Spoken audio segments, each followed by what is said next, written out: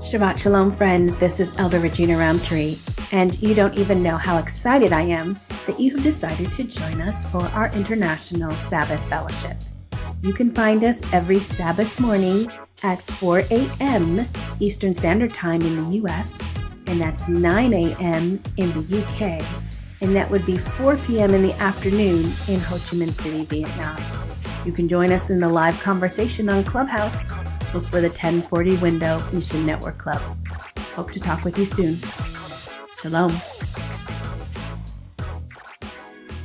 One of the reasons that we wanted to do the International Sabbath Fellowship, we did it at this time in hoping that we could connect with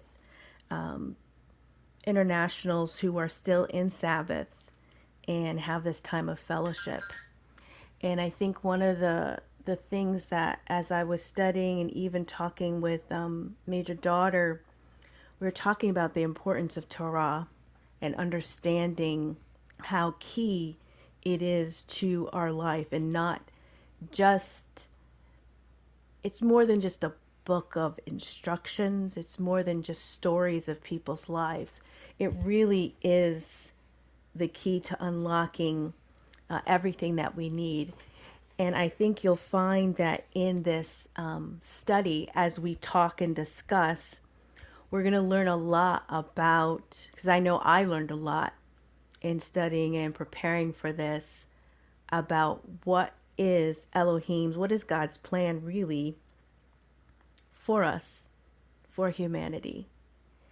And I think we don't always understand or appreciate who the patriarchs are, and maybe because it's not in our culture to give them that kind of honor as it may be in other cultures, right? And so when we talk about the Bible always says Abraham, Isaac, and Jacob. It's always the God, the Elohim of Abraham, Isaac, and Jacob. And I think as Christians, we look at them as just stories and not truly understanding what it is that they have established. And so for these next few weeks, we are going to really dig into what is the actual promise from Abraham, Isaac, and Jacob. And so let's start with, well, I want to ask a question. Well, it's just you, Esther, right now who can talk to me. When you were growing up and when you were studying the Bible, what was your understanding? How important was it taught to you about the promise of Abraham? Yeah. For me, that I only focus about the New Testament, especially we call that the Gospel, and not really understand. And then for me, reading the Old Testament, just reading the story to know how the history going on, not really think that is the word of God, so that I need to focus so that I can know who God is in my life. Because all we talk in our community here, especially the Christian community, is about Jesus, what Jesus do for us, Jesus and the cross, and just like that. So I'm not really, think that the Old Testament is like still apply for us until this day. Until really after I joined there, I I read the Ten Commandments, and then I see there is still, the word that said should keep the Sabbath. But I think that Sabbath is changed to Sunday.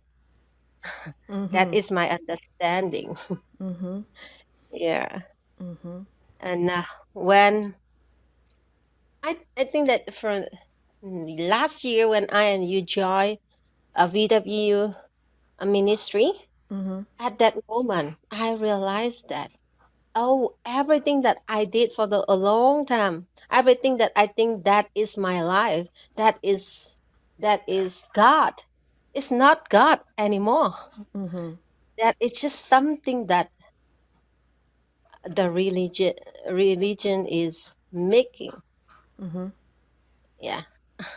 Okay, that's good.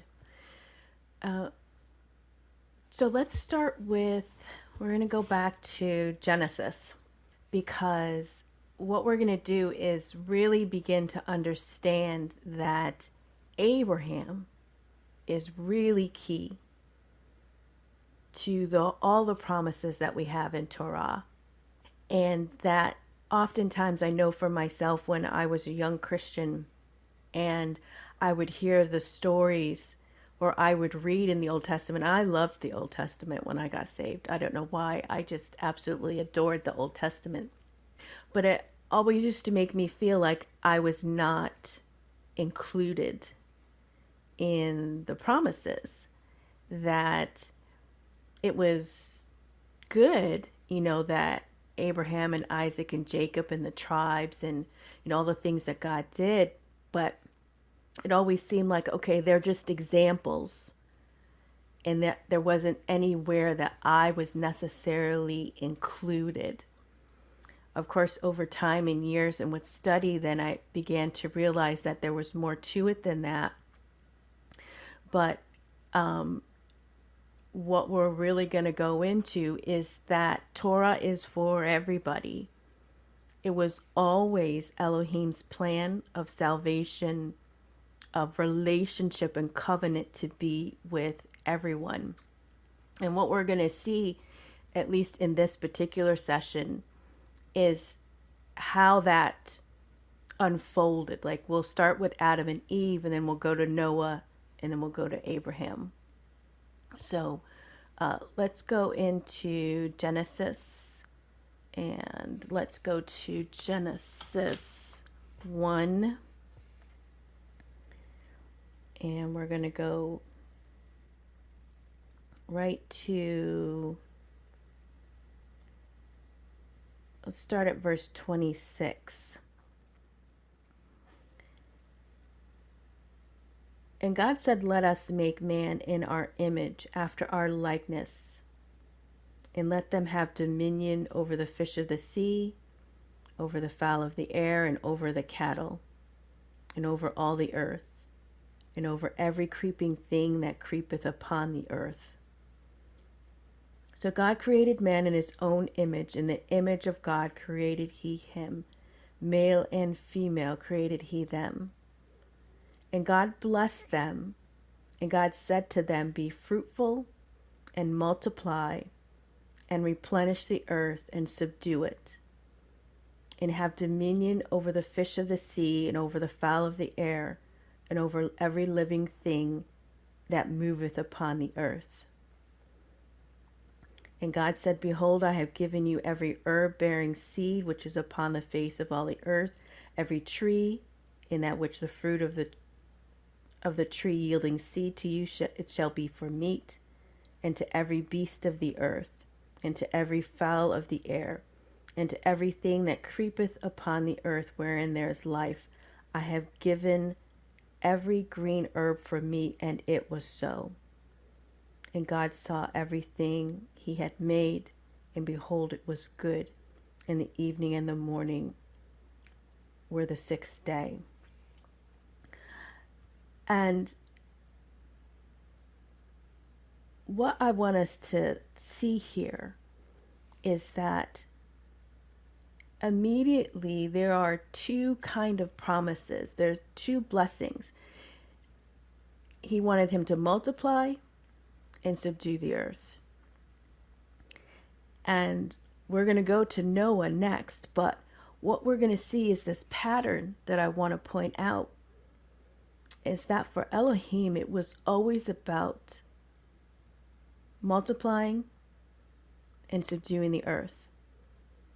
So it was always about inheritance, about generations, and about the land. And I know I lived had the pleasure of living in Vietnam for 5 years. And the way land is important to you, isn't that true, Esther, is much different than the way we in the U.S. kind of think about ourselves and the connection to land. Is that true, Ed? Yes, yes, yes, it's true. Tell me, for your people, tell me what you understand why land is important to you. Yeah, because we like our our tribal, we live depend on the land. We used to move to display and to the next play, and then we use the land for 7 years, and then we will move to another place so that the land itself will be restored. And then later on we just come around and then go back to the first place, and then just like that. That is our tribal live for the long long time, until the government is not allow us to go to the jungle or go to the mountain anymore. And then they force us to settle down on somewhere. And then and only that time we have to build up the house. But last time we also lived on the tent. So when I listen to my grandfather, when he tell the story of our own people, how we lived last time, and then if I connect to the Bible, I see that it's very connected to what God want us to do. And That's yeah, I interesting know how that to, you yeah. already knew that even in this like 21st century, there are still nations and cultures of people connected to the land who let the land rest for 7 years. Because Leviticus talks about that um, um, Jehovah, when he gave them instructions when they're in their wilderness, and you read through Leviticus and Numbers, and he talks about letting the land rest for 7 years. And you're saying that your tribe actually still did that, that they would work and live on a land and then they would move because you would actually let the land rest for 7 years. Is that correct? Yes, yes. See, it is amazing to me how much. That's why I love Southeast Asia. I love talking with people, tribal people, First Nation people. It's just a totally different connection to the land, to agriculture, because it's so necessary for your sustenance, for your life. So that's good. Thank you for sharing that. And so what we see is that God created a land, and then he blessed the people and told them to multiply. Now notice in here we do not see Elohim make a covenant or any kind of oath or any kind of promise. And so it's interesting to see how it unfolds. We're going to go and look at Noah next. Even when they get disciplined in Genesis 3, he speaks to the serpent, he speaks to the woman, he speaks to the man, and he tells them what their punishment will be for disobedience. We never see, let's actually look at that. Let's go to Genesis 3. We do not see Elohim at this point make any kind of promise. It's what we're going to see is that it's gradual. It's like, okay, he set this up, and it's not that he did not know everything that was going to happen from the beginning. But I think this is a lesson for us in when he says many times when we get into the study, he'll talk about that he is long suffering, he is gracious, he's exceedingly kind. We're going to see that play out when we see all of these the different promises and oaths that he makes. But let's go to Genesis chapter 3 and let's start at verse 9. And we're going to read this section, And what I want you to listen for is that he does mete out the discipline, but we do not hear Elohim himself make any kind of promise of what he's going to do, like we'll see when we get to Noah, and then like we see when we get to Abraham. So chapter 3 verse 9. And Adonai, or Yehovah, or Elohim, called unto Adam and said unto him, Where art thou? So there are times, as many of us have learned, that the Lord Lord is just a title or a place filler for the Yod He Vad He, the capital Y, capital H, capital W, capital H. Some people say Yahweh, some people say Yehovah. I'm going to say Yehovah. So, and he said, I heard thy voice in the garden. Oh, you know what I want to do? I have this, I want to read from the Transparent English Bible. So it means I'm going to flip off of this. It's on my iPad. So the Transparent English Bible is quite interesting because it actually, what they did was they took the Hebrew and as much as possible stayed transparent. That's why it's called a Transparent English Bible. Tried to stay as transparent as possible to what the Hebrew was saying. And I also like it here because they have the Yehovah and the Elohim. They have the names already placed in there because I'm trying to read the King James and remember to switch over. So I'm going to go to Transparent English Bible, and I'm going to start reading. So I'm not in the app, so if someone comes in, I won't see them. So Major Daughter or Esther, please invite them up because I can't see the app because it's on the same device. Okay, so I'm going to start in verse 9. And Yehovah Elohim called toward the soil creature. So again, it is interesting because the Hebrew actually doesn't call them man or Adam. It's a soil creature because he was made from the soil. And he said to him, Where are you? And he said, Your voice I heard in the garden, and I feared, for I was nude and I was hidden. And he said, Who told you that you were nude? From the tree that I charged you so as not to eat from it, have you eaten? I'm in verse 12. And the soil creature said, The woman you gave her to be with me, she gave me to eat from the tree, and I ate. And Yehovah Elohim said to the woman, What is this you have done? And the woman said, The Nakash, he deceived me, and I ate. And Yehovah Elohim said toward the Nakash, right? So it's serpent in your Bible, but Nakash is speaking to the evil spirit that has taken over the body of the serpent.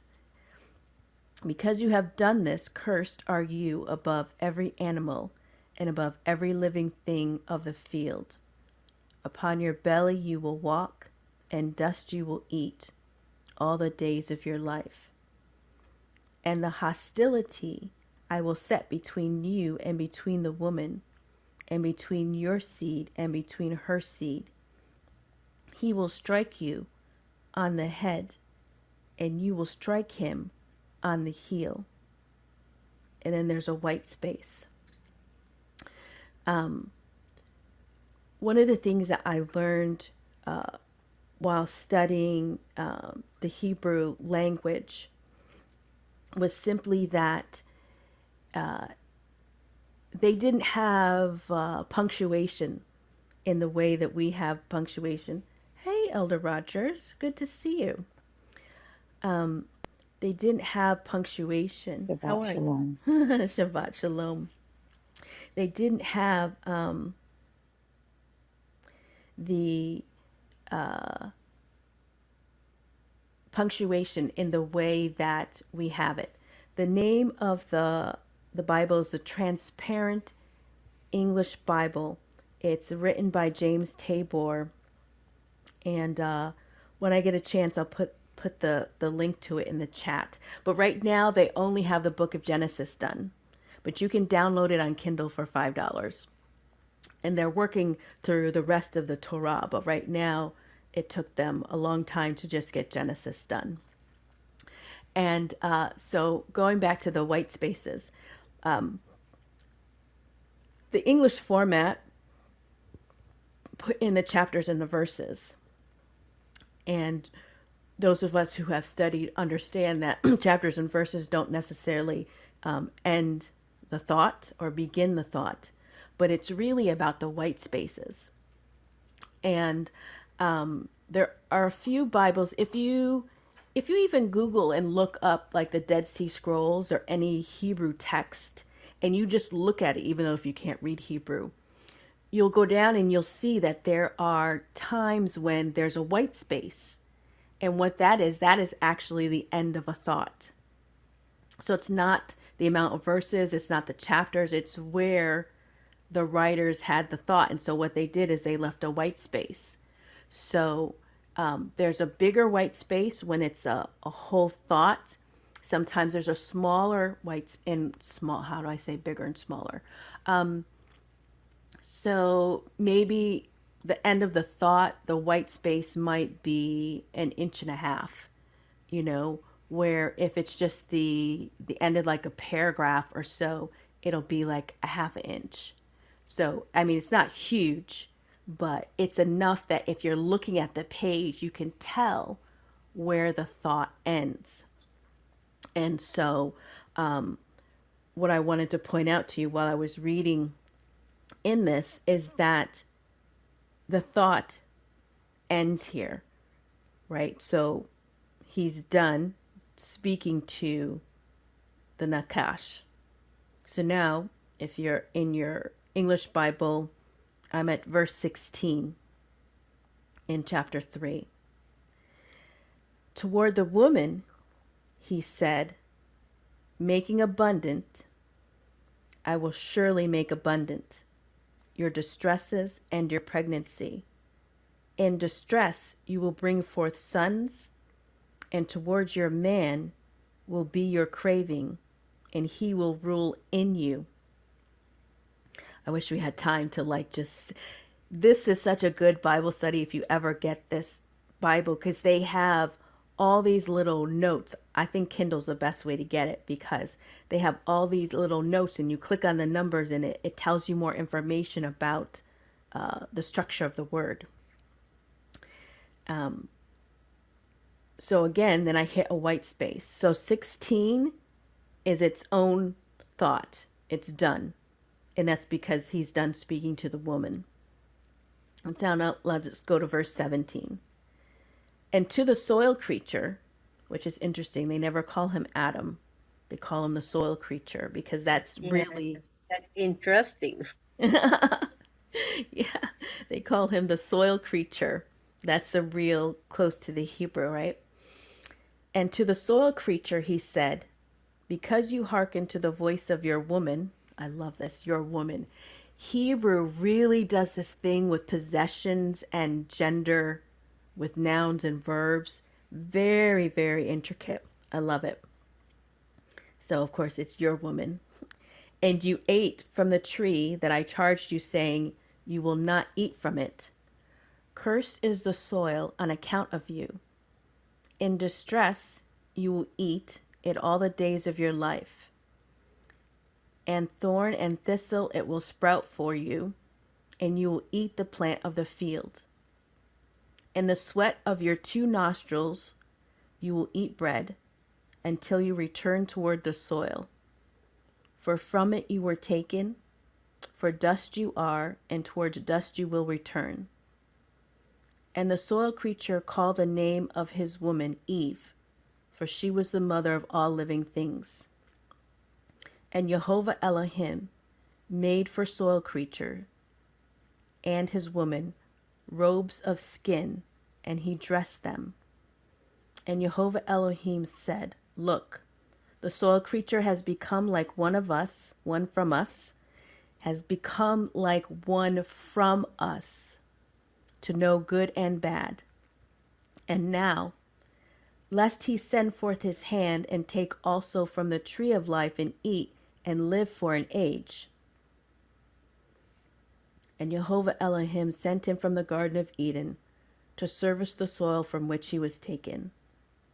And he drove out the soil creature and made him dwell at the east of the Garden of Eden, the cherubim, and the flame of the sword that was revolving to guard the way of the tree of life.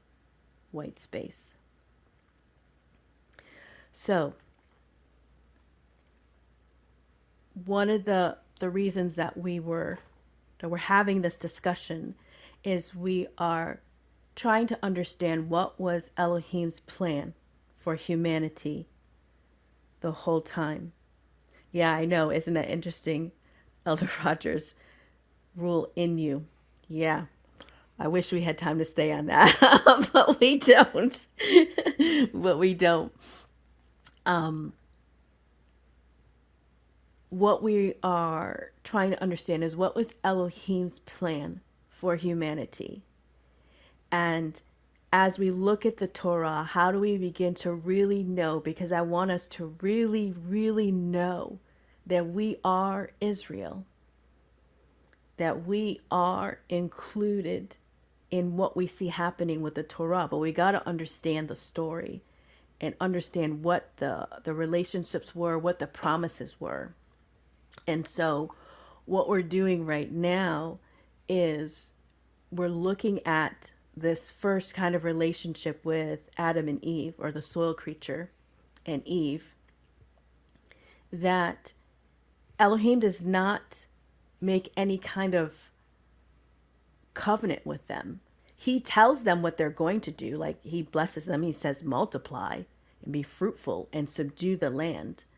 But he has yet to come out on his side and say, well, I'm going to do this for you, and I'm going to do this for you, and I promise I'm not going to do that. And so let's now go over into Noah, right? And see what is the promise or the oath that's made with him.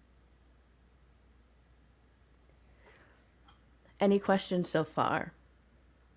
I mean, we don't have to like rush away from Adam and Eve just yet, but anyone have any thoughts? That it's interesting that we don't see here where Elohim makes any kind of commitment on his be on his side, that he's going to do something for them. He just gives them instructions. He blesses them, but he doesn't, promise all these things that he's going to do for them. So we're still kind of watching to see what is Elohim going to do for humanity. Anyone have thoughts or questions? Shalom. I think it's very interesting, and not only interesting, but it's just when you're creating something, you're in control. You call the shots, you put things in order.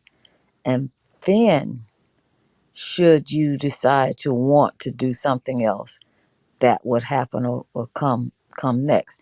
Keep in mind that Elohim knew the beginning from the end. However, just his plan for humanity. That's why I would think that he would not just start, okay, if you do, then I will. Basically, I guess it's inherent that if he plant the seed, it's going to automatically grow. if you understand what I'm talking about. And then the next thought I have is we cannot negate the fact that he made the quote unquote soil creature with a free will. Then he's accommodating for that free will also. That's just my thoughts. Thank you. Good. Thank you. Okay, let's go to Genesis. And we're going to get to Noah now, because generally we understand that this is the next place where we see a promise or some type of interaction Elohim has with humanity. And this is actually, we see the first time that Elohim says that he's going to do something. So I'm going to go, let's go to Genesis 6. And let's start at verse 17. I'll read them in the King James, and then I'll go to the Transparent English Bible, and let's see what the difference is. Genesis 6, 7. Elder Rogers, are you able to read? Do you want to read, or you want to just listen? I will read a little bit, and then when I'm no longer able, I'll just put a little emoji in the chat. Okay. Alrighty. So Can you? I have the King James version. Where exactly do you want me to pick up? We're going to do Genesis 6. I want you to read 17 through 22. Okay. Ah, shucks, I just dropped it. Okay, Genesis 6, 17 through 22. And behold, I, even I, do bring a flood of waters upon the earth to destroy all flesh, wherein is the breath of life, from under heaven, and everything that is in the earth shall die. But with thee will I establish my covenant, and thou shalt come into the ark, thou and thy sons, and thy wife, and thy sons' wives with thee. And of every living thing of all flesh, 2 of every sort shalt thou bring into the ark, to keep them alive with thee. They shall be male and female, of fowls after their kind, and of cattle after their kind, of every creeping thing of the earth after his kind. 2 of every sort shall come unto thee to keep them alive. And take unto thee of all food that is eaten, and thou shalt gather it to thee, and it shall be for food for thee and for them. Thus did Noah, according to all that Elohim commanded him. So did he. That's verse 22. Okay, great. I just copied a link into the chat for the Transparent English Bible. All right, I'm going to read from the Transparent English Bible, but that's interesting that we actually hear Elohim say now that he's going to do something.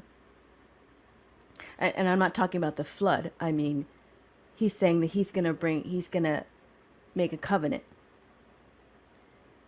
So this is the first time that we see Elohim make something that he's going to establish. Okay, 17, where are you?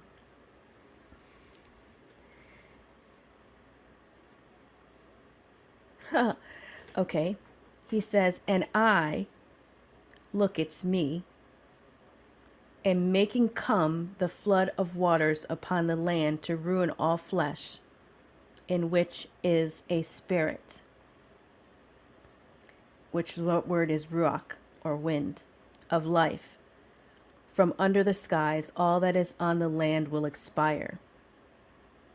And I have made rise my pact with you And you will come toward the vessel, you and your sons and your woman, and the woman of your sons with you, and every living thing of all flesh, two of all, you will make come toward the vessel, to make them live with you.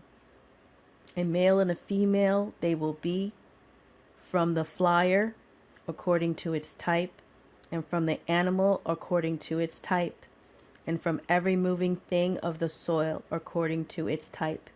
Two from all will come toward you, to make them live. And you will take for yourself of every eatable thing that is eaten, and you will gather toward yourself, and it will be to you and to them for an eatable thing. And Noah did according to all that Elohim charged him. Thus he did.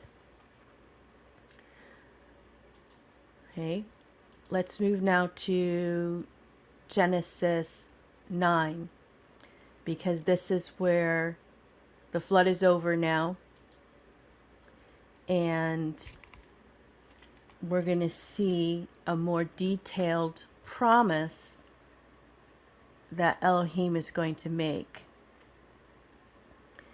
And we often think about, the rainbow, right? We think about that covenant. But I want us to see if you can recognize the beginnings of a covenant, because you're going to see this in more detail with the next person he deals with, which is going to be Abraham. So,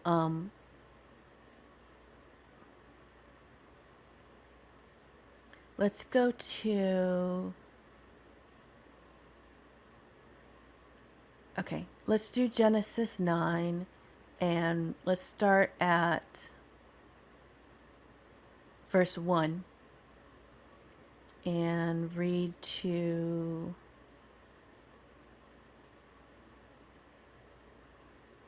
okay, Elder Rogers, will you just read from Genesis 9, 1 through 8 for me?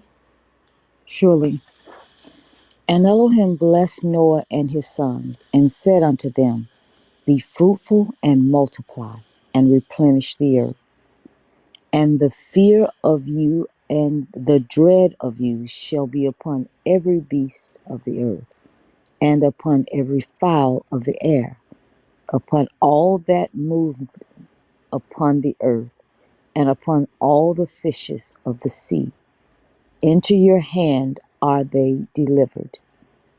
Every moving thing that liveth shall be meat for you. Even as the green herb have I given you all things. But flesh with the life thereof, which is the blood thereof, shall ye not eat. And surely your blood of your lives will I require. At the hand of every beast will I require it, and at the hand of man, at the hand of every man's brother will I require the life of man. Whosoever sheddeth man's blood, by man shall his blood be shed. For in the image of Elohim made he man. And you, be fruitful and multiply, bring forth abundantly in the earth, and multiply therein. And Elohim spake unto Noah and to his sons with him, saying, And I, behold, I establish my covenant with you, and with your seed after you, and with every living thing. No, excuse me. Verse 10. I'll just stop there. Oh, yeah. Can, So in the first 8 verses or first 7 verses, we see he blesses them. And verse 7, and you be fruitful and multiply and bring forth abundantly in the earth and multiply there. And that sounds just like Genesis 1, 27, 28. Yeah. So, like, okay, but now we're going to see him being Elohim. We're going to see him add on, because he never made a covenant or said the words, I'm going to make a covenant with you, Adam. But we see him doing that now with Noah. And what's interesting is that in verse 9, we're going to see the word seed. Now we see him use it here, but then when we go and look at what he does with Abraham, we're going to see that idea of seed again. And what's important is that we're starting to see this pattern of multiplying your children and the importance of land. It's all about the land. I haven't quite figured out or understood it yet. It's something that has intrigued me ever since I landed in Vietnam. This idea of Elohim's, the connection to the land, to earth. And I'm not talking as in the, conservative, the tree people and things like, I'm not talking about that. I'm not that that's not important, but there's something about land, and it's important to Elohim, and children and multiplying. And so this idea of, however it is that we think abortion is okay, children and multiplying are important to Elohim, and so is the land. So let's read from, I'll read from 9 down to 9 down to 17. I'll read. And behold, I establish my covenant with you and with your seed after you, and with every living creature that is with you, of the fowl, of the cattle, and of every beast of the earth with you, from all that go out of the ark to every beast of the earth. I will establish my covenant with you. He says it again. Neither shall all flesh be cut off any more by the waters of the flood. Neither shall there any more be a flood to destroy the earth. And Elohim said, this is the token of the covenant which I make between me and you and every living creature that is with you for perpetual generations. And so not only is he making a covenant with Noah, but he's making it with every living creature that is with you for perpetual generations. So it doesn't end. This covenant is not going to end. I do set my bow in the cloud, and it shall be for a token of a covenant between me and the earth.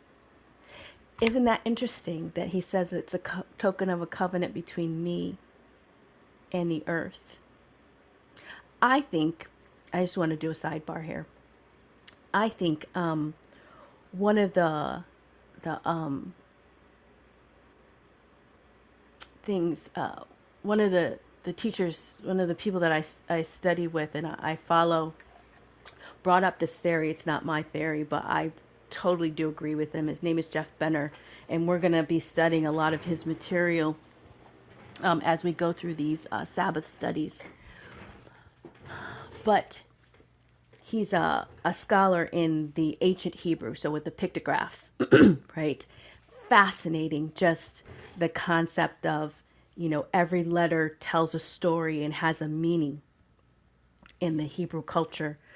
And, but he talks about where it says, let us make man in our image. And he purports that Elohim is talking to the earth.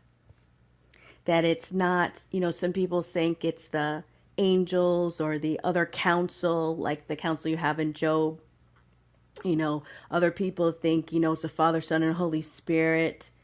But he is saying that when Elohim says, let us make man in our image, that he's talking to the earth. Because at that point, the earth has brought forth everything right? It's like Elohim came down, he separated the waters. The earth was always there, it was just underneath, right? Remember? And he brings the earth up. But then he tells the earth to bring forth. He doesn't create, he doesn't take his hands or anything. He says the earth to bring forth. And so it brings forth the seed. And then it brings forth all the living creatures. And then he says, you know what, let us make man in our image. And so he goes into the earth. And so I think it's interesting that we see here that there's this flood that covers the earth again. And he's like, listen, earth, I'm sorry about this. I'm going to make a promise with you, a covenant between me and the earth in verse 13, right? And I'm not going to cover you with water again. So I think that's interesting. What is the purpose of moonlight? I have no idea, Habib. What is the purpose of moonlight? That's an interesting question, one that we might be able to take up at another time. And thank you for joining us and asking that question, but I have no idea what If the I'm purpose. not mistaken, it serves as a, okay, maybe I'm not understanding. I know the moon and the stars, they serve as purpose for the signs and the times. That's one of the purposes. Okay. But he's asking for the moonlight. Yeah. Okay. I guess it's apart from the obvious. I don't know either. And the obvious would be for the light, because it is a light. And when he created it, but as we know, the light that the moon gives is just a reflection from the sun. Right. So other than that, I don't have an idea. Thank you, Habib. So he makes this covenant with the earth. And so now I'm in verse 14. And it shall come to pass when I bring a cloud over the earth that the bow shall be seen in the cloud. And I will remember my covenant which is between me and you and every living creature of all flesh. And the water shall no more become a flood to destroy all flesh. And the bow shall be in the cloud, and I will look upon it, that I may remember the everlasting covenant between Elohim and every living creature of all flesh that is upon the earth. And Elohim said unto Noah, this is the token of the covenant which I have established between me and all flesh that is upon the earth. So we go from Genesis 1 to be multiply, be fruitful, and subdue the earth and fill it, to now Genesis 9, where Elohim is making a covenant that he will not destroy the earth, but he also says, where's the one with the seed? In Genesis 9:9, I will establish my covenant with you and with your seed after you. So there is this idea of multiplication of children, of your children, but of the land. So now let's go to Abraham. And the reason, again, that we're doing this is because we want to see the progression of what Elohim does to establish his relationship with humanity, with establishing his promise. Because we see from Genesis 1 and 2 and 3 that Adam and Eve failed. Then we see in Genesis 6 where he wiped out all of humanity and he started over again with Noah. But now we're going to see when we approach Abraham that something more is happening, something that is important to Elohim in establishing how it is that he wants to be in relationship with humanity. Any questions or thoughts? Yes, sir. Yes, ma'am. I type like a turtle on speed, still slow. So, oh goodness, I was trying to put it in the chat. However, when you were talking about the covenant with the earth and where he's saying come forth, it was already done. So that basically speaks of what's known as the pre-Adamic race. He had already created the earth originally, I'll put it that way. And then after the earth was covered with water, um, Satan was not Satan, but what was his name? Um, what was Lucifer? Yes, that's the one. That's the name. When he and all the angels was cast down, and all of those individuals, that he subdued and and got to follow him. After all of that was destroyed and covered with water on the earth, then after after however many years, we see Elohim coming and picking up with verse 2. So therefore, it's just to talk further on what you were talking about, how it was already there. And if we don't slowly read, we'll miss that. And people will continue to miss that. I missed that until, it was brought to my attention that, hey, this was already there. He's just saying, come forth. The light was already there. He just called it to come forth and basically told the darkness to move out the way. He regulated and controlled the darkness with the with the going down and of the sun. So it's just very, very interesting. It's very, very interesting. And I'll yield. Thank you for that. Esther, major daughter, any thoughts? Yeah. You know that when you read about the flood, Mm-hmm. and I just I just go back to the first Genesis Mm-hmm. when it talked that in the beginning, like the earth is without form and void, and uh and deep, right? What is Mm-hmm. that? And Mm-hmm. the spirit of the Lord is working on the face of the deep. So when the flood it come, and the verse of Genesis 7 verse 11 said that Yahweh Elohim is open all the fountain to the deep. And then in the day 3 we see that God is just God just said that let there be a dry, and then the dry is called the land, and in the sea the water is called the sea. So I not understand that, but just like there is a picture I have in my mind that God gave me about the deep and the face of the deep and the fountain, and with the dry, and that Yahweh Elohim called it land, and we made it by the land, the soil, like the soil create, right? You said that Mm-hmm. the word, right? So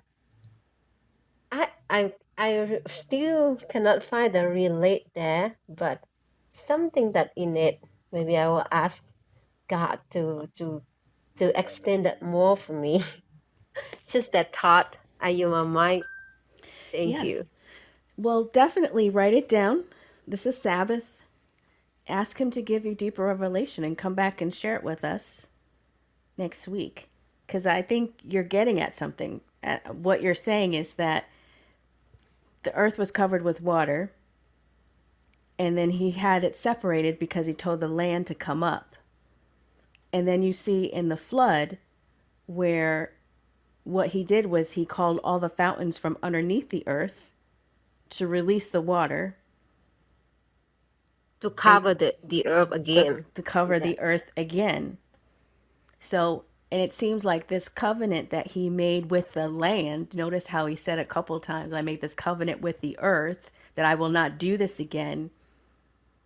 It almost seemed like, well, maybe this is the second time and not the first time. Or it could have been the third or fourth time. Like, we don't know. But we definitely know that at least twice, right? In the beginning in Genesis 1, and then now in Genesis 7. So twice the earth has been covered with water.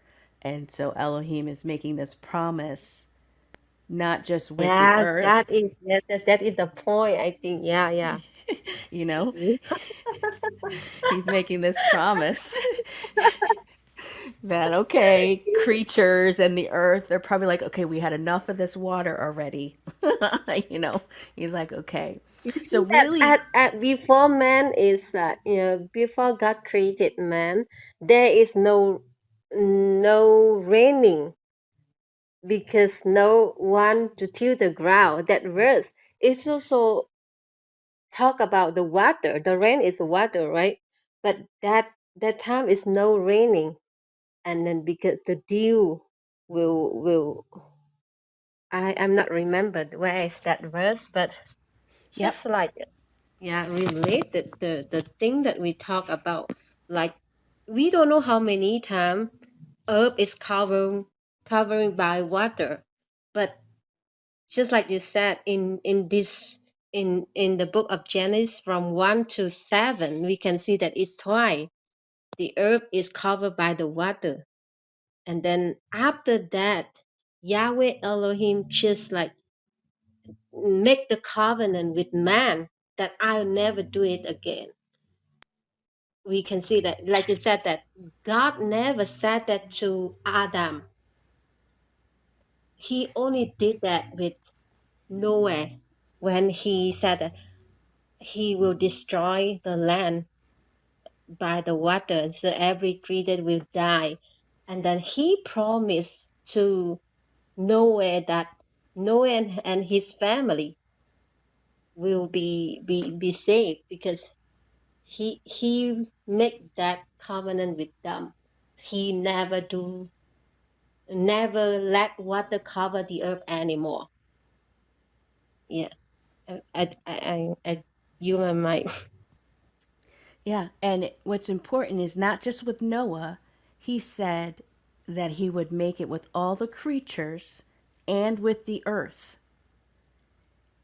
There is something with that relationship with the earth, and we're gonna dig into that more. But Elohim did say not just with Noah, but with all living creatures, and he made a covenant with the earth.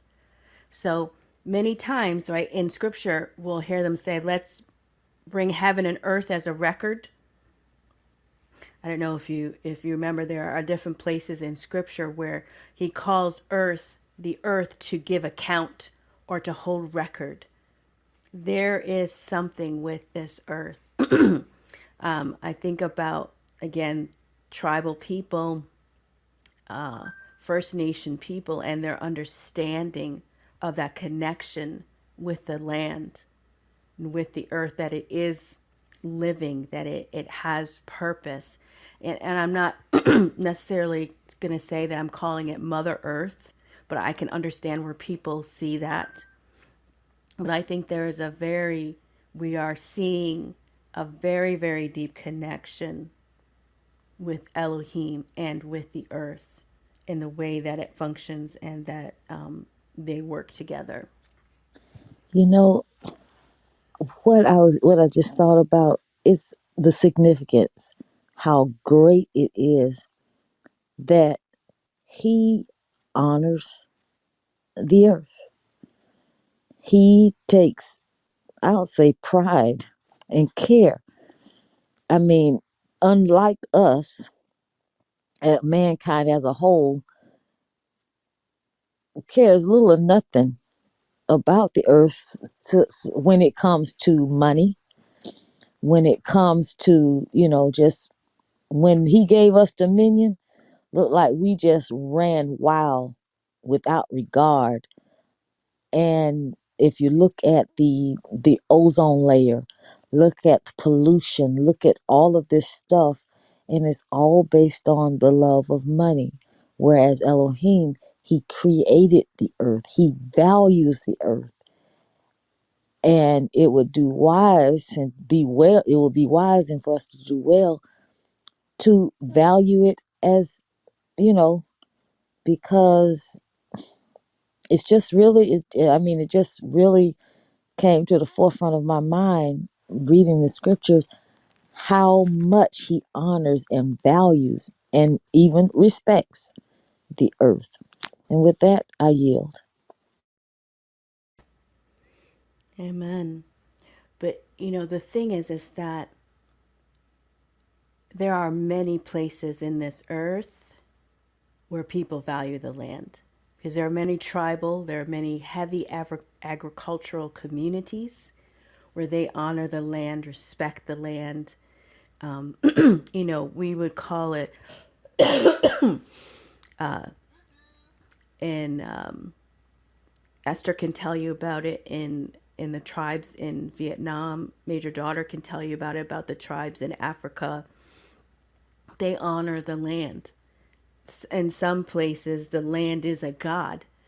They throw their children in the river. They make sacrifices to the land to have a good harvest.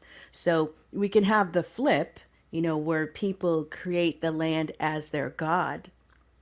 But there are many, many places in this world where they still honor and reverence the land. Even here in America, we have our Native Americans who, although we have taken their land and forced them on reservations, they still honor the land. They are still connected to the wind, to the mountains, to the water. So You I know, think, you are so correct. And thank you for bringing that.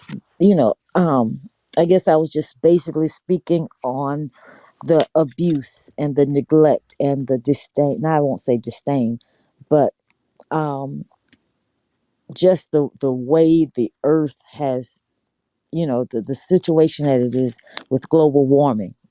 Perfect example.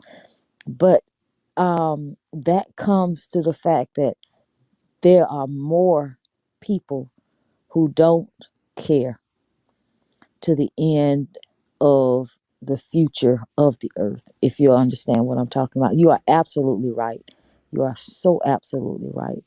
However, the love of money in the hearts of so many people have brought the condition of the earth as it is now. And with that, I yield. amen. Thank you for that. Let's get to Abraham. We're going to go to Genesis 12. Excuse me, sorry. So we're in Genesis 12, and I'll read um I'll read from the Transparent Bible, and then we'll read from the King James. But this is now it we see that Elohim is seeking out someone, because we understand that Abram was not even thinking about Elohim necessarily, because he lived in a culture in Chaldean with many gods. But we see in verse 1 that Abraham is the focus of Elohim's attention, of Jehovah's attention, and that he is going to woo him with a promise, which is much different because there's no flood, there's no problem, no one sinned. You know what I mean? It's not like Adam sinned and they got kicked out. It's not like Noah, was on a boat and all of humanity is dead. Like, they're living life here. And Elohim approaches Abram and says, I want to make a great nation. So let me get to the Transparent Bible and read that couple verses, and then Elder Rogers, I'll have you read as well. So we are in chapter 12, verse 1, and I'm reading from the Transparent English Bible. And Jehovah said toward Abram, walk for yourself from your land and from those brought forth of yours, and from the house of your father toward the land that I will make you see. And I will make for you a large nation, and I will bless you, and I will make your name large, and you be a blessing. And I will bless those blessing you, and the one treating you lightly I will curse. And blessed in you will be all the families of the soil. And Abraham walked as Jehovah spoke toward him, and Lot walked with him. And Abraham was a son of 5 years and 70 years in his going out from Haran. Elder Rogers, will you read 1 through 5 for us? 1 through 4? Now Yahweh had said unto Abram, get thee out of thy country, and from thy kindred, and from thy father's house, and unto a land that I will show thee. And I will make of thee a great nation, and I will bless thee, and make thy name great, and thou shalt be a blessing. And I will bless them that bless thee, and curse him that curseth thee. And in thee shall all families of the earth be blessed. So Abram departed as Yahweh had spoken unto him, and Lot went with him. And Abram was 75 years old when he departed out of Haran. That was verse 4. Mm-hmm. So now we still see this thing with land. It's very important to Elohim. And we see that from the beginning, I think we missed this. It is Elohim's intention that all families of the earth be blessed. I remember, when I was a young Christian and I would read about Abraham and his story, I don't ever think it caught my attention that it was always Elohim's plan to bless all families of the earth, all families, not just Jewish families or Muslim families or Indian families or Jamaican families or Vietnamese families, like all families, not black families, white families. It was all families.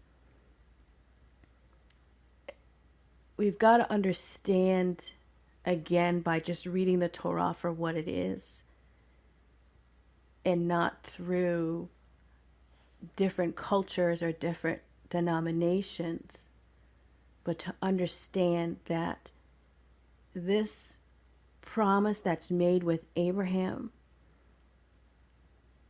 is meant to bless all families. Like the covenant with Noah was not to destroy the earth again by water. But we see now this broader covenant with Abraham is to bless all families. And what we're going to see is that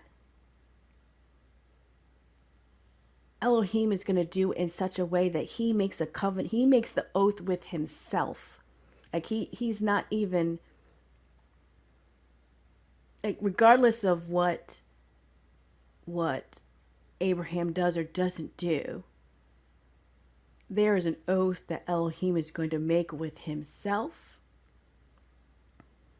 to make sure that this promise comes to pass. And it's not just a promise, it's an oath. It is Elohim's desire from the beginning to bless all families through this one family. Now, that doesn't mean that you have to be of Jewish descent. Because I think we think that it's only the Jews that are the chosen people. And as we go through this study, we're going to begin to understand that we'll see this progression of information and unfolding of Elohim's plan. And it does include foreigners and sojourners and strangers in the land. We're going to even look at how in the tribes, Ephraim and Manasseh, their mother was Egyptian, but yet they become the strongest of all the 12 tribes. Right? And the way that Jacob blesses Ephraim and Manasseh, and he takes them in as their own, as his own. You'll see that when we get over to Genesis, the end of Genesis, right? But the point being is, as we move along and we really study, you'll begin to see that Abraham and his seed are meant to be an example and a blessing, so that all families, everyone is supposed to be blessed, not just the Jews. And there are no Jews right now. We understand that Jews don't appear in terminology until after Solomon. But Abram, at this point. So we're going to move to the next section where we see even more of the promise unfold. Anyone have any thoughts or questions about just this promise?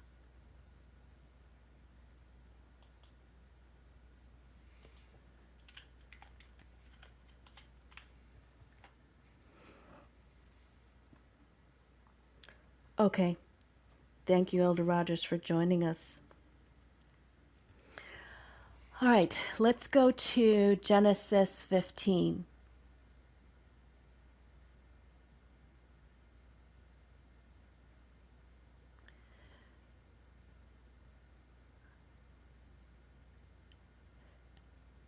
And so we've jumped from 12 to 15. And we're going to look at even more as Elohim begins to reveal more of the promise. And this is where we see in chapter 15 that Jehovah is even going to make the covenant by himself. This is how much he wants to bless all the families of the earth. Like, he's not even going to rely on humans anymore necessarily. He's going to cut this promise with himself. So let's go to Genesis 15.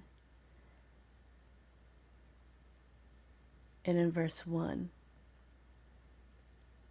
After these things, the word of Jehovah came unto Abram in a vision, saying, Fear not, Abram, I am thy shield and thy exceeding great reward. And Abram said,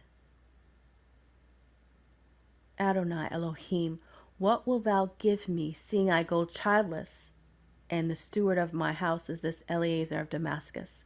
And Abram had said, Behold, to me thou hast given no seed. Remember, we saw that word seed back with Noah.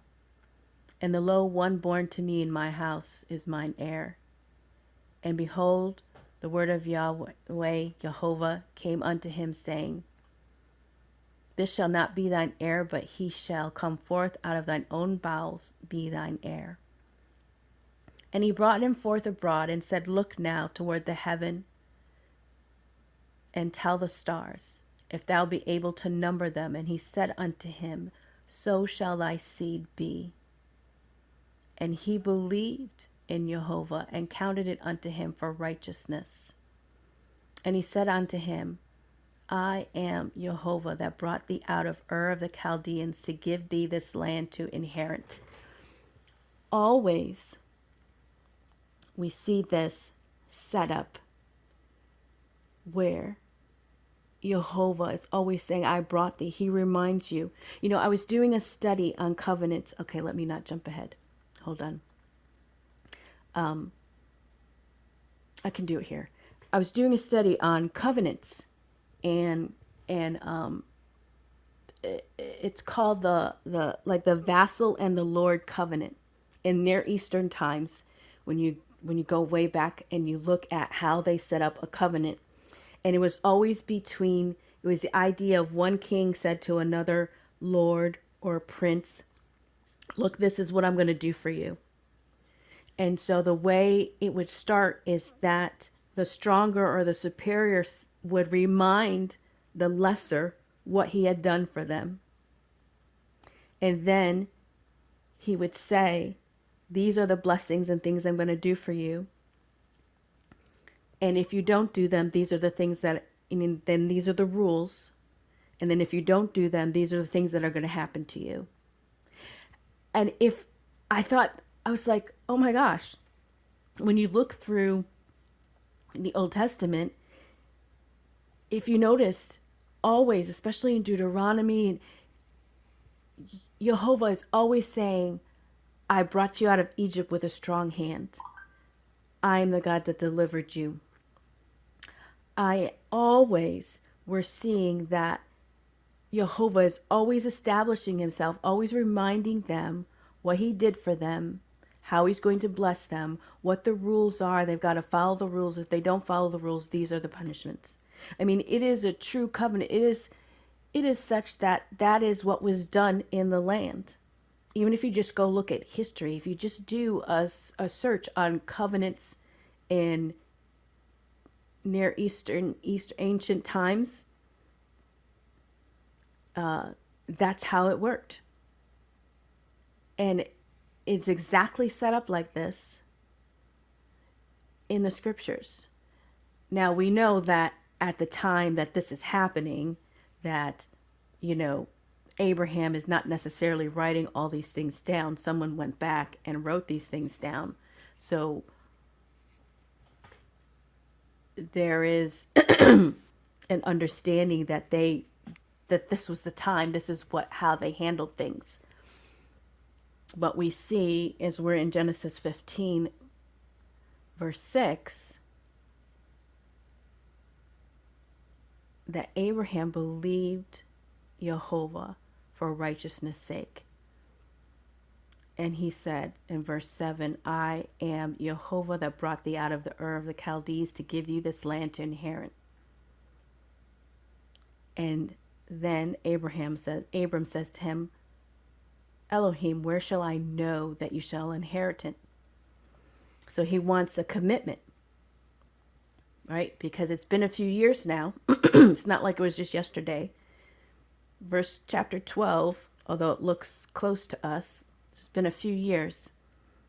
And so in verse 9, we're going to see where Elohim makes his own covenant and he swears by himself. And so this is how they did covenants back then, is they would slice an animal in half, and then the two people would walk together between the cut animals. And the idea is that if we break this covenant, this is what you should do to me, or this is what I'll do to you, right? I'll kill you and split you in half. So this was their way of making a contract, is that they would cut the animal in half, put it on the ground, and the two people would walk through. But what's amazing here is that Elohim doesn't let Abraham walk through. He does it himself. So let's read. Where are we? Verse 9. "And he said unto him, Take me a heifer of 3 years old, a she-goat of 3 years old, a ram of 3 years old, and a turtle dove and a young pigeon. And he took him all of these and divided them in the midst and laid them each piece against another, but the birds divided he not. And when the fowls came down upon the carcass, Abram drove them away. And when the sun was going down, a deep sleep fell upon Abram, and lo, a horror of great darkness fell upon him. And he said unto Abram, know of a surety that thy seed," again this idea of progeny, of children, "shall be a stranger in a land that is not theirs, and shall serve them, and they shall afflict them 400 years. And also that nation whom they shall serve, I will judge, and afterwards they shall come out with great substance. So we see here the prophecy of the Exodus from Egypt. He hasn't even had children yet. And thou shalt go to thy fathers in peace. Thou shalt be buried in a good old age. But in the fourth generation they shall come hither again, for the iniquities of the Amorite is not yet full. So he's talking about enemies that they have not even met yet. Verse 17, and it came to pass that when the sun went down and it was dark, behold, a smoking furnace and a burning lamp passed between those pieces. I've still been trying to figure out what the smoking furnace and the burning lamp stand for. I'm going to try to do some more research. But there were two things. So when you make a covenant, the two of you walk through the middle of the animals. But in this case, Elohim made the covenant and the oath by himself without Abraham. But yet there were two entities that passed through, a smoking furnace and a burning lamp. So one day we're going to have to try to figure out what that means, but today's not that day. In the same day, Jehovah made a covenant with Abraham, saying, unto thy seed have I given this land, from the river of Egypt unto the great river, the river Euphrates. Now, we know the river of Egypt to the river Euphrates, where that is in the territories of the world today. So, we're winding up on our study today, but what's important is to look at the progression of the promise that Elohim is making with humanity, because he is trying to bless all peoples. There is something special about Abraham, because Elohim chose him. But Elohim chose him so that he would have the responsibility of making sure that all the families are blessed of the earth. It's not something that's supposed to be a secret. It's something that he's supposed to teach. Look at this. Go to Genesis 18. I think this is it. No, that's not it. I want to go to, hold on, where is it? Maybe it's Genesis 22.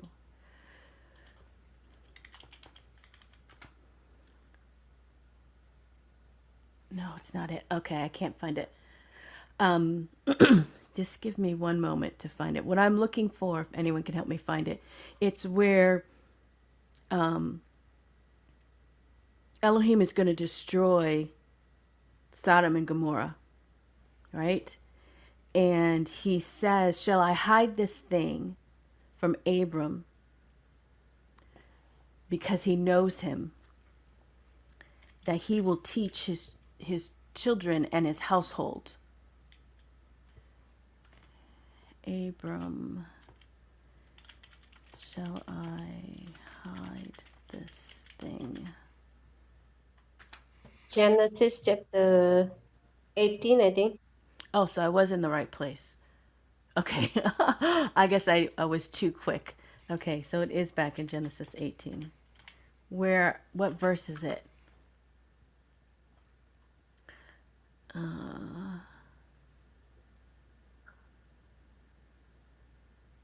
Okay. All right, verse 17. Okay. Verse 17. And Jehovah said, shall I hide from Abraham that thing which I do, seeing that Abraham shall surely become a great nation, a great and mighty nation, and all the nations of the earth shall be blessed in him. We're going to see this continually as we look more at Abraham.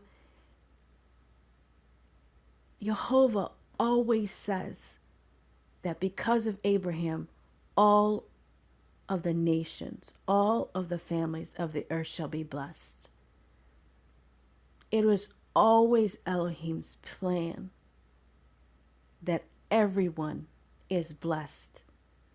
Nothing should be hidden or secret, or you're not allowed to have access. It was always, always meant to be open. Always we see Elohim is always saying, and all the nations of the earth shall be blessed in him. Verse 19, for I know him, that he shall command his children and his household after him, and they shall keep the way of Jehovah to do justice and judgment, that Jehovah may bring upon Abraham that which he has spoken of him.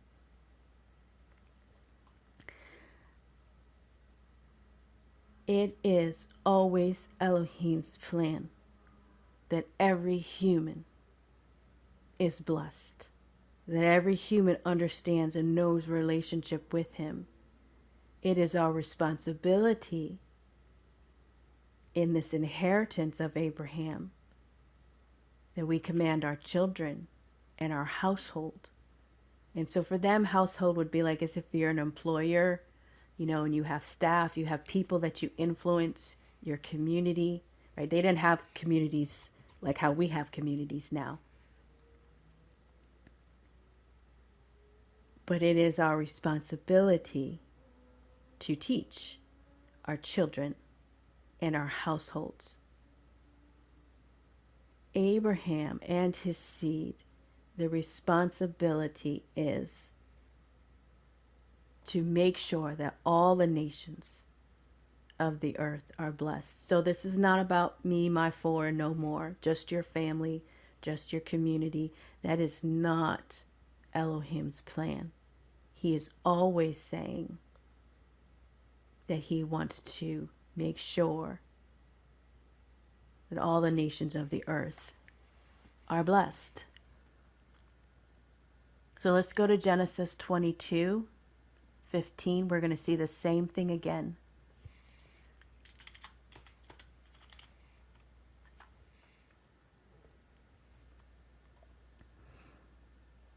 Genesis 22:15.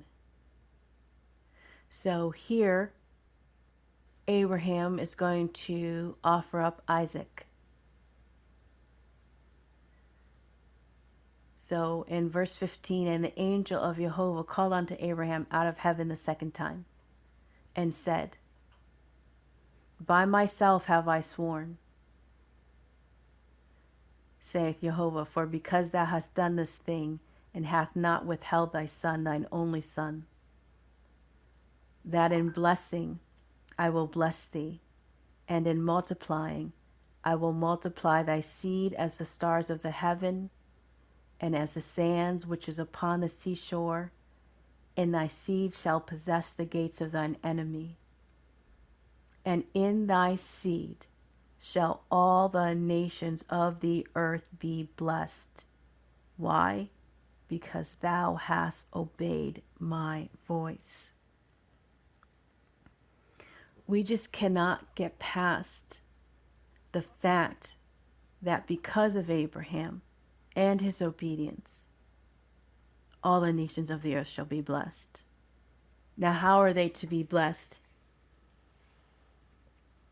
Because Abraham is going to teach them what it means to walk with Jehovah. Well, how does that happen? Well, we're going to see that eventually we get to the giving of the Torah in Deuteronomy, but as we progress from Adam multiplying to do the land, to Noah multiply and fill the earth, to Abram go to a land that I'm going to show you, and thy seed shall be exceedingly great, shall be nations. And the thing is that there is no, do I have 1/32 of a bloodline of the seed of Abraham? I don't know that that is what's important. Whether you can actually trace your lineage back to Abraham. I mean, when you think about it, he had Isaac and Jacob. Jacob had their tribe, but then there's Esau. He's still of the lineage. So then Esau has his own 12 tribes. And then Abraham, after Sarah, has Keturah. And then he has more sons. So there are children everywhere. There are, his seed is everywhere. But what we're going to see is that it's going to progress until the point where it's even the stranger living in the land, the sojourners. There'll be one law for the stranger and the native born. When we start getting into and really spending a lot of time in Deuteronomy and Leviticus, we're going to begin to see that it was always Jehovah's plan that we are blessed and that we are brought into relationship with him. I want us to go to, let's go to Zechariah. I want us to skip here. Let's go to Zechariah 2, I believe it is. Is it 2?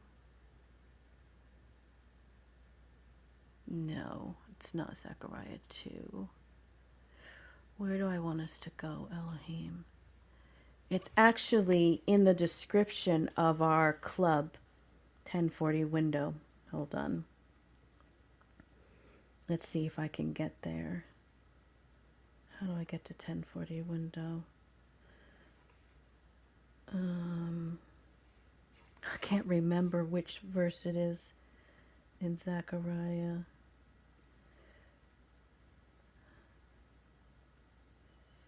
It is. No, sorry, it's not Zechariah that I want. It's Isaiah 56, sorry. Let's go to Isaiah 56. That's where I want us to go. Isaiah 56. We're going to read verse 1 through 8. Because, Isaiah is obviously way after Abraham and King David and Solomon. But we see something here that I think is important for us to understand. Isaiah 56, 1 through 8.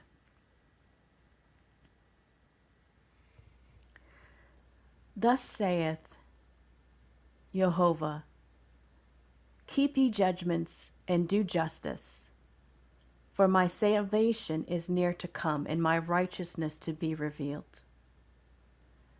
Thus saith Jehovah, keep ye judgments and do justice, for my salvation is near to come, and my righteousness to be revealed. Blessed is the man that doeth this, and the Son of Man that layeth hold on it, that keepeth the Sabbath from polluting it, and keepeth his hand from doing any evil. Neither let the son of the stranger that hath joined himself to Jehovah speak, saying, Jehovah hath utterly separated me from his people. This is Jehovah talking to the son of the stranger, telling the stranger not to say that. Neither let the eunuch say, behold, I am a dry tree. For thus saith Jehovah unto the eunuchs that keep my Sabbath, and choose the things that please me, and take hold of my covenant. Even unto them will I give mine house, and within my walls a place and a name, better than of sons and of daughters. Now, we've just seen all these promises that Jehovah has made, especially with Abraham, that it's your seed, you're going to be a great nation. It's always about multiplying, subduing the land, filling. It's always about having children and multiplying. But here, Jehovah is speaking to the eunuch and saying, listen, I'm going to bring you into my house, within my walls. I'm in Isaiah 56, verse 5. And place a name better than of sons and of daughters, and I will give them an everlasting name that shall not be cut off. Also, the sons of the strangers. So he is not talking to what we would consider the bloodline of Israel that join themselves. So also the sons of the strangers that join themselves to Jehovah. He didn't say join themselves to the tribes. He didn't say join themselves to... He said join themselves to Jehovah, to serve him, and to love the name of Jehovah, to be his servants, and everyone that keepeth the Sabbath from polluting it, and taketh hold of my covenant, even them will I bring to my holy mountain, and make them joyful in my house of prayer. Their burnt offerings and their sacrifices shall be accepted upon mine altar. Now remember, there's a time in our understanding that only the line of Levi, only the high priest could make offerings and sacrifices. But he's talking about bringing the son of a stranger in, bringing him into the holy mountain, bringing him into the house of prayer. Their burnt offerings and their sacrifices shall be accepted upon my altar, for mine house shall be called a house of prayer for all people. ELOHIM, which gathereth the outcasts of Israel, saith, yet will I gather others to him, besides those that are gathered unto him. It is always Elohim's plan that all the nations of the earth be blessed. And there is a responsibility for us to study the Torah, to understand it, to know that there is a promise, that there is a relationship, that there is covenant. It does not belong to one culture. It does not belong to one denomination. It is for all families of all nations of the earth to be blessed. And you are to be joined to Jehovah. That's what he wants.